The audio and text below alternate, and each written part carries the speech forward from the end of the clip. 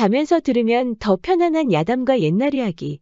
오늘은 바보 머슴 용득이와 욕심 많은 과부의 이야기를 들려드립니다. 구독과 좋아요, 알림 설정도 잊지 말고 꾹 눌러주세요. 옛날 어느 산골 마을에 용득이라는 노총각이 살고 있었습니다. 따스한 봄 날씨에 태어났던 용득이는 어릴 적부터 힘이 장사였지요. 머슴살이를 하는 아버지를 따라서 산에 갔다가 사고를 당하면서 모자란 용득이가 되었답니다. 갑자기 비가 쏟아지면서 산사태가 일어났고 몸을 피하지 못하면서 머리를 크게 다친 것이었습니다. 그래도 용득이는 한 번 일을 시작하면 남들보다 세곱절의 양을 해냈습니다. 산에 올라갔다 내려오면 남들보다 더 많은 땔감을 가져오는 것이었지요. 부모님이 세상을 떠난 뒤로는 고을에서 부유하기로 소문난 황대감의 집에서 머슴살이를 하고 있었습니다. 황대감은 용득이가 참 마음에 들었답니다. 한 번 시작하면 지치지 않고 하루 일 이상을 해내는 것이었습니다. 그러던 어느 날 동네에 살고 있는 목화라는 여인이 꽃구경을 하다가 용득이와 마주친 것이었습니다. 우직하게 일만 하던 용득이는 목화에게 싱그러운 향기가 난다는 것을 처음 알았지요. 때마침 노랑나비들이 목화 주변을 날다가 어깨에 사뿐히 앉는 것이 아니겠어요. 용득이는 목화에게 한눈에 반한 것이었습니다. 그동안 모질게 일만 했던 터라 목화를 이렇게 가까이서 본 적이 없는 것이었지요. 목화는 욕심 많기로 소문난 과부의 딸이었답니다. 안 그래도 과부는 충성스러운 머슴 한 명을 구하고 있었지요. 목화가 용득이와 마주친 것도 모르고 동네 여인들의 이야기를 엿듣게 되었습니다. 바로 용득이라는 젊은 머슴이 아주 일을 잘한다는 것이었지요. 하루에 쌀 한 대씩만 받고 열심히 일을 한다니 솔깃한 것이었습니다. 과부는 이미 용득이가 자기 집 식솔이라도 된 것처럼 의기양양했답니다. 열심히 장작을 패고 있는 용득이에게 다가갔지요. 용득이라고 하였느냐? 듣자 하니 하루에 쌀 한 대만 받고 일한다던데 맞느냐? 그렇사옵니다. 쌀 한 대만으로도 배가 고프지 않으니 얼마나 다행입니까? 나와 함께 일하면 쌀 2대를 줄 수 있다. 내 식솔이 된다면 지금보다 더 나은 대우를 해줄 것이다. 따라오겠느냐? 그렇게만 해주신다면 더 없는 영광입니다만 대감마님과 함께한 세월이 벌써 2년이 지났습니다. 어찌 쌀 한 대에 대감마님 곁을 떠날 수 있겠습니까? 과부는 못마땅한 표정이었지만 금세 가식적인 미소를 짓는 것이었습니다. 듣자 하니 아직 혼처를 구하지 못한 것으로 아는데 내 식솔이 되어준다면 아주 어여쁜 색시를 소개해주마. 용득이는 일은 잘했지만 머리는 부족하여 동네에서 바보 용득이라고 불렀답니다. 아이들도 용득이만 보면 바보라고 놀렸지요. 그런 용득이에게 혼처를 마련해 준다니 거절할 이유가 없었습니다. 이렇게 부족한 저에게 혼처까지 마련해 주시고 정말 황송합니다. 그리하여 용득이는 과부의 집에서 머슴살이를 시작하였습니다. 첫날 땔감을 가지러 나가려는데 꽃구경을 하던 목화와 마주친 것이었습니다. 용득이는 놀라서 숨을 삼키고 말았지요. 목화도 수줍은 미소를 짓더니 방으로 쪼르르 들어가는 것이 아니겠어요. 용득이는 입을 벌리고 속없이 웃고는 산으로 올라가는 것이었습니다. 우리 마님이 혼처를 약조하셨는데 목화 아씨와 혼례를 올린다면 얼마나 좋을까? 용득이는 처음으로 하루 일을 다 채우지 못하였답니다. 하루 종일 실없이 해하고 웃고 있으니 땔감이 눈에 들어올 리가 없었지요. 과부는 아주 만족스러웠습니다. 용득이가 아주 일을 열심히 한 덕분에 땔감 걱정은 할 필요가 없었지요. 과부는 용득이가 점점 마음에 드는 것이었습니다. 장작을 패는 용득이가 땀을 뻘뻘 흘리고 있는데 괜히 야릇한 기분이 드는 것이 아니겠어요. 용득아 쉬엄쉬엄 하거라. 과부는 손수 물을 떠서 용득이에게 가져다 주었지요. 감사합니다, 마님. 물을 벌컥벌컥 마시는 용득이를 유심히 지켜보는 것이었습니다. 목젖이 움직일 때마다 왠지 모를 야성미가 느껴지는 것이었지요. 그리고는 용득이의 손목을 살며시 잡아주는 것이었습니다. 그 땀을 내가 다 닦아줄 터이니 어서 따라오너라. 용득이를 끌고 가는 과부는 어딘지 모르게 급한 얼굴을 하고 있었습니다. 수건으로 용득이의 얼굴과 목 주변을 닦아주더니 가슴 부위까지 세심히 닦아주는 것이었습니다. 그리고는 그 묵직한 것을 꽉 쥐어주는 것이 아니겠어요. 용득이는 처음으로 아주 뜨거운 옹달샘을 볼 수 있었답니다. 과부는 그날 이후로도 용득이의 손을 잡고 자주 방으로 들어가는 것이었지요. 땀을 닦아준다고는 했지만 사실 방에서 흐르는 땀이 더 많았답니다. 그러던 어느 날 생각지 못한 가뭄이 일어났습니다. 비가 도통 오지 않아서 곡식도 제대로 나지 않고 있었지요. 그러니 과부도 조금씩 씀씀이를 줄이고 있었습니다. 과부는 그동안 놀이개들을 제작해 팔면서 꽤 많은 돈을 벌고 있었는데 양반댁들도 이제는 관심이 없어 보였습니다. 그러자 과부는 용득이에게 줬던 품삯도 아까워하는 것이었지요. 결국 과부는 용득이를 방으로 부르는 것이었습니다. 황대감댁으로 다시 돌아가도록 해라. 용득이는 놀랄 수밖에 없었지요. 아니, 갑자기 그게 무슨 말씀입니까? 너도 알다시피 가뭄이 언제까지 이어질지 모르겠구나. 다들 주머니에서 돈을 꺼내지 않으니 나 역시 살 길이 막막하구나. 황대감이라면 다시 널 받아줄 터이니 내일 떠날 채비를 하거라. 마님, 이러시면 아니 됩니다. 저에게 혼처 자리도 마련해준다고 하지 않았습니까? 그 약조는 아무래도 못 지킬 것 같구나. 가뭄이 끝나고 양반들이 돈을 풀게 되면 그때 다시 생각하마. 마님, 쌀은 받지 않아도 되니 재워주고 먹여주기만 해주십시오. 그러니 제발 내쫓지만은 말아주십시오. 사실 용득이는 어떻게든 살아갈 수 있었지만 어여쁜 목화를 볼 수 없다고 생각하니 가슴이 무너질 것만 같았습니다. 과부는 용득이의 속내도 모르고 흔쾌히 허락하였지요. 공짜로 머슴살이를 한다니 나쁠 게 없는 것이었습니다.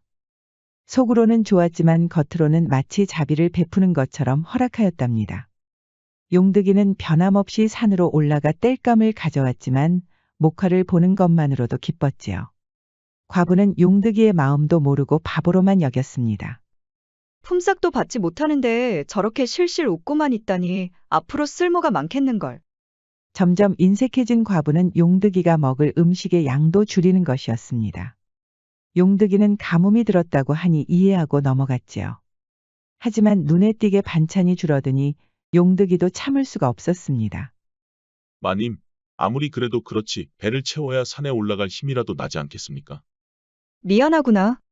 너도 두 눈으로 봐서 알겠지만 주머니 사정이 좋지 않아서 먹는 것도 시원치 않구나. 내일은 모처럼 장어와 고기를 사러 갈 테니 조금만 참으렴. 과부는 뭔가 아쉬울 때마다 용득이에게 줄 음식까지 줄였던 것이었지요. 하지만 용득이가 말한 대로 배는 채워야 했기에 몸보신에 좋은 장어를 먹이는 것이었습니다. 용드가 그동안 쌀도 받지 않고 일만 하니 많이 서운했지. 이 장어를 먹으면 밤에도 그것이 벌떡 일어선단다. 무엇이 벌떡 일어선단 말입니까? 역시 너는 바보 용득이로구나. 일단 이 장어를 먹으면 다 알게 된단다. 용득이는 모처럼 배를 채웠더니 풀이 죽어있던 근육이 다시 살아나는 것 같았습니다. 그리고 과부가 말한 대로 그것이 벌떡 일어서는 것이 아니겠어요. 과부는 다시 땀을 닦아준다면서 손을 잡고 방으로 데려가는 것이었습니다. 과부는 용득이에게 했던 짓도 생각 못하고 그날 이후로도 계속 땀을 닦아주겠다며 방으로 끌고 가는 것이었지요. 용득이는 그저 과부가 잘해주고 싶은 마음이라고 믿고 방으로 따라 들어간 것이었습니다. 그렇게 한 달이 지났는데도 가뭄은 끝나지 않았고 비도 내리지 않았답니다. 지게를 지고 산에서 내려오던 용득이는 꽃구경을 하던 목화를 보았지요. 그동안 지켜보기만 했던 용득이는 처음으로 용기를 냈습니다. 아씨, 혼자서 이렇게 뛰어노시면 위험합니다. 돌에 걸려서 넘어지기라도 하시면 어쩝니까? 그러자 목화가 수줍게 웃는 것이었습니다. 그렇게 걱정이 되면 내가 옆에 있어 주면 되지 않겠느냐. 제가요? 어찌 감히 아씨 곁을 지키겠습니까? 그리고 저는 하루 종일 일만 하느라 한가하지 않습니다. 목화는 토라진 표정으로 돌아갔지요. 용득이는 머쓱해졌지만 목화의 목소리를 들은 것만으로도 기뻤답니다. 그런데 과부가 그 광경을 지켜보고 있었지요. 용득이가 그저 열심히 일만 하는 바보 머슴인 줄 알았는데 딸한테 호감을 가지고 있을 줄은 꿈에도 몰랐던 것이었습니다. 과부는 그날 밤에 용득이를 방으로 불렀습니다. 기대했던 비는 내리지도 않고 가뭄도 끝나지가 않는구나. 내가 비록 품삯은 받지 않는다고 했으나 이제는 나도 버티기가 힘들구나. 이제 황대감 댁에 가도록 하거라. 마님, 갑자기 왜 그러십니까? 그저 재워주고 먹여주기만 해도 일한다고 하지 않았습니까? 그 먹여주는 음식도 아까울 지경이로구나. 어찌하겠느냐. 나도 더는 어쩔 도리가 없구나. 용득이는 그렇게 과부의 집에서 쫓겨나야 했지요. 그렇게 짝사랑하던 목화 아씨도 볼 수 없으니 하염없이 눈물만 흐르는 것이었습니다. 용득이는 지나던 길에 주막에 들러 술을 마시고 있었지요. 그나마 양심이 있던 과부가 돈을 챙겨준 것이었습니다. 여보시오. 무슨 일인지 모르겠다만 술 마시고 주정은 부리지 마시오. 안 그래도 어젯밤에 행패 부리는 wal패들 때문에 말도 아니었소. 억울했던 용득이는 아무나 붙잡고 하소연하고 싶었습니다. 마침 주모가 말을 걸어오자 그동안 있었던 일들을 모두 털어놓았지요. 그거 참 아니 됐구먼. 아니, 사람을 데려다 놨으면 책임을 져야지. 좀 힘들다고 그렇게 매몰차게 버릴 수가 있는가? 그러면서 주모가 용득이의 머리부터 다리까지 훑어보는 것이었습니다. 그러면 여기라도 남아서 일해보시겠소? 안 그래도 땔감이 필요한데 일손이 부족해서 힘들구먼. 참말입니까?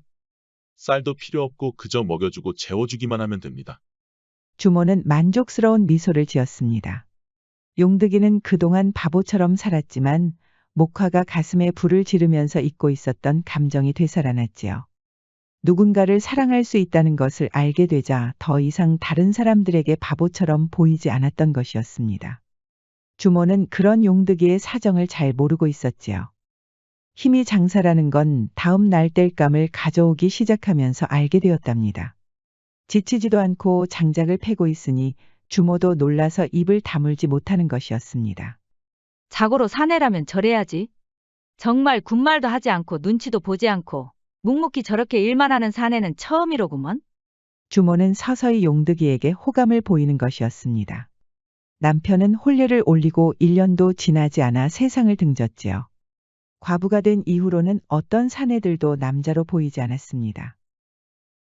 주막 일을 하면서 성격도 험해진 탓인지 남자를 보면서 설레지도 않았지요.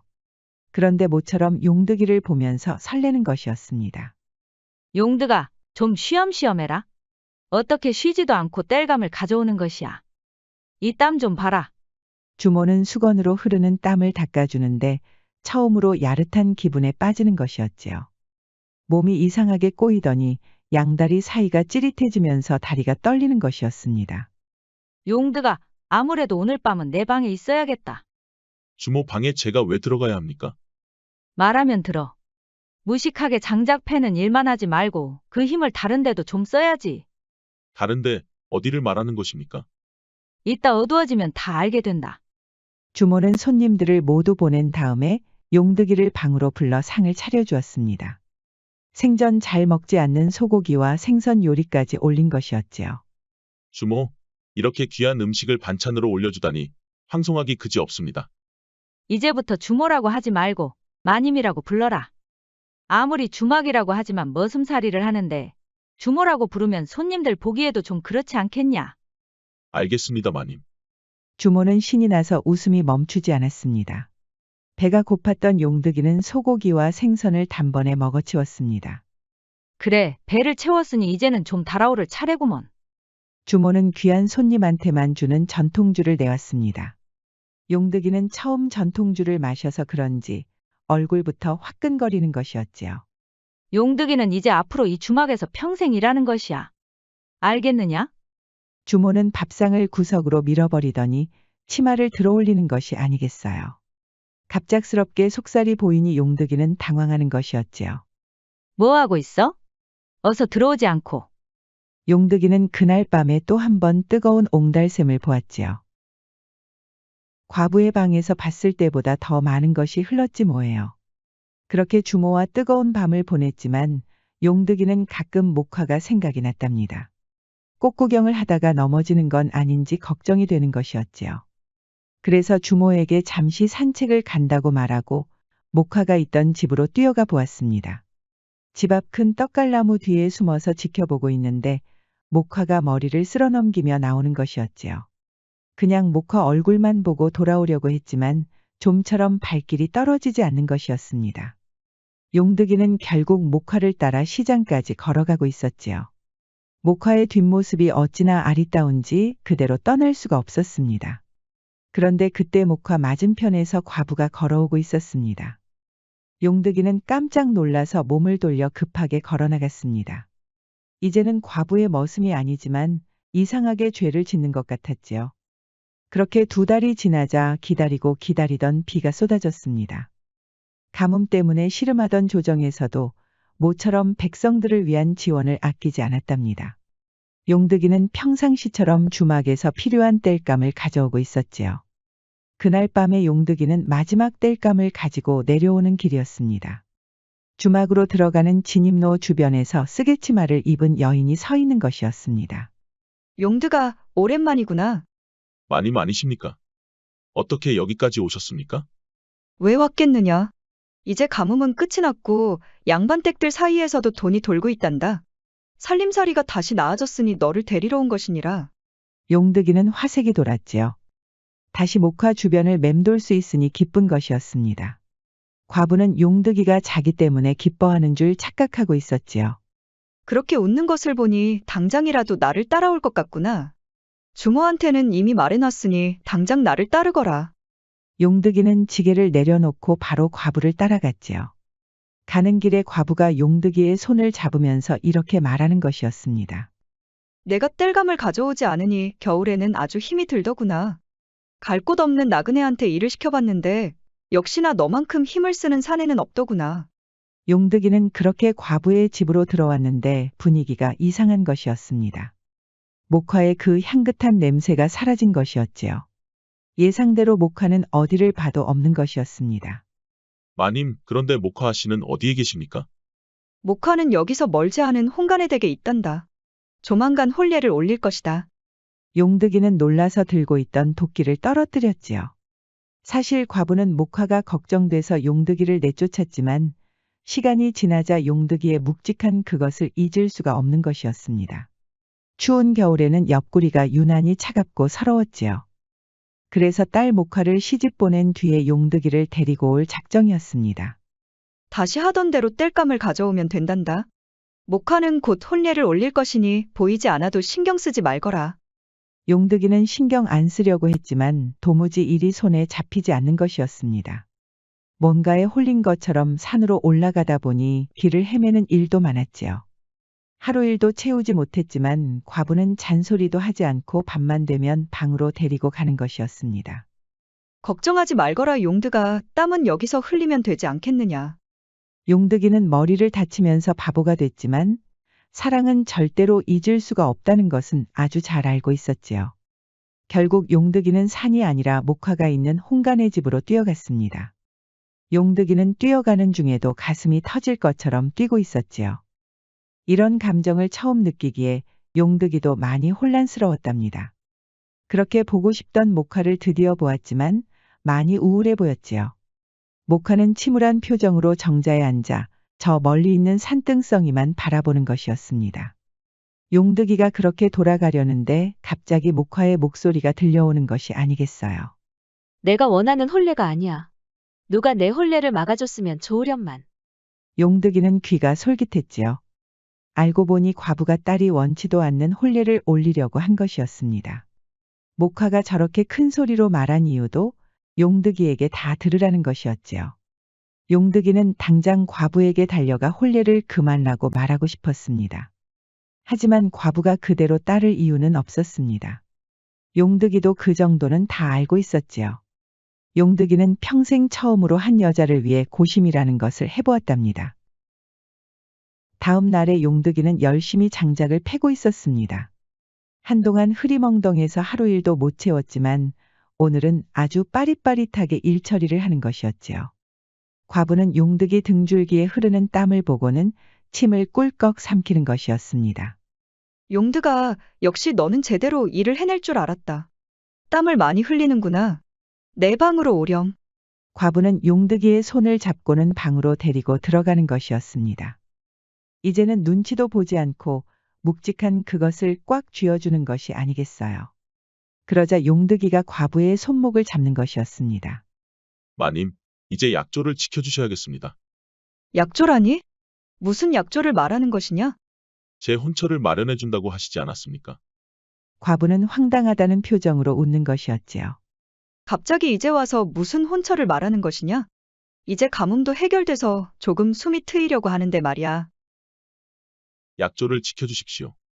용드가 그러지 말고 평생 내 머슴으로 살아가거라. 살다 보면 오늘처럼 매일 내가 흐르는 땀을 닦아줄 터인데 뭐가 문제란 말이냐? 저는 분명히 혼처를 마련해준다는 말씀만 믿고 마님의 머슴으로 온 것입니다. 그러니 지금이라도 약조를 지켜주십시오. 기분이 상한 과부는 입술을 쭉 내밀었지요. 그래, 어느 혼처를 바라는데 그러느냐? 따님을 저에게 주십시오. 과부는 화들짝 놀랐지요. 바로 용득이의 뺨에 손을 올리고는 고래고래 소리를 지르는 것이었습니다. 내가 감히 내 딸을 넘보다니. 따님을 주시지 않으면 마님과 있었던 일들을 모두 동네방네 소문내겠습니다. 방금 소문을 내겠다고 했느냐? 노리개 장사가 잘 된다고 하셨지요. 제가 그 양반댁들 모두 찾아가면 어찌 될지 불보듯 뻔하지 않겠습니까? 그러자 과부는 혼비백산이 되는 것이었지요. 바보 용득이가 생각지 못한 말을 쏟아내는 것이 아니겠어요. 과부는 너무 놀라서 그대로 주저앉았습니다. 홍간의 댁에는 잘 말씀하소서. 목화 아씨와 혼례만 올릴 수 있다면 장모님을 지극정성으로 모시겠습니다. 과부는 절을 올리는 용득이가 괘씸하고 가식적으로 보였지만 사랑만은 진심이었지요. 용득이는 진심으로 목화를 사랑했고 목화 역시 용득이를 잊지 못하고 있었답니다. 과부는 어쩔 수 없이 홍간의 댁에 있는 목화를 데리고 왔습니다. 용득이 말대로 양반댁들의 소문이 나버리면 노리개도 팔지 못하고 바로 이 동네를 떠나야 했으니까요. 자승자박이라는 말이 있지요. 과부가 자기 욕심에 눈이 멀지만 않았더라도 용득이는 평소처럼 열심히 머슴살이를 했을 것입니다. 용득이가 바보라는 것을 이용하려다가 오히려 자기가 한 짓이 덫이 되어버렸네요. 야담과 옛날 이야기는 앞으로도 재미있는 이야기가 많이 준비되어 있습니다. 다른 영상도 재미있게 봐주시고 구독과 좋아요, 알림 설정도 잊지 말고 꼭 눌러주세요. 그럼 여러분 모두 오늘도 행복하고 즐거운 시간 보내세요.